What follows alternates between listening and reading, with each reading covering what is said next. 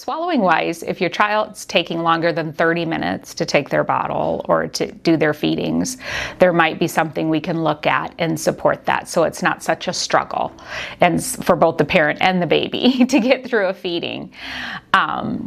If a child isn't hitting those physical milestones of sitting up, of tolerating tummy time, of looking at you and watching you smile at them and interact with them, there are things that we can support there. So really the earlier signs, the earlier we can get in and support parents, the better. It's not like I'm gonna make you come in weekly necessarily for therapy, but there's suggestions I can make and I can help you monitor that. So really, I always tell moms, trust your gut. If you have concerns, it's okay to get them checked out. I would rather have you come to me and I'd provide some education and some guidance and give you some peace of mind than have you come back 2-3 years later and oh boy, there's things we could have done early on.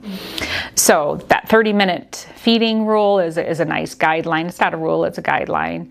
That interaction, that social interactions that babies have already at 2 and 3 and 4 months. We want to see that. If we're struggling with that, we want to do something to help that.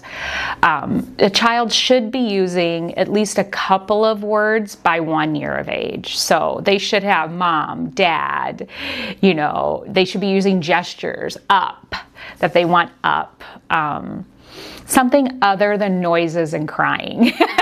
So if they're at 1, they're still just using noises and their cries, then we probably should look at what's going on and provide some guidance and some monitoring to see that things continue to develop. We're looking for progress. We want to see progress, not plateaus.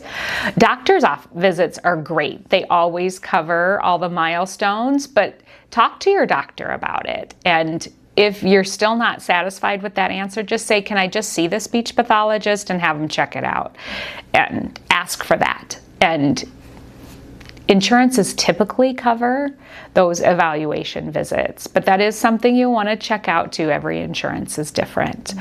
Or there's lots of great websites that tell you milestones as well. That'll give you some more guidance. ASHA, our national organization, American Speech Language Hearing Association, has wonderful guidance for parents and families.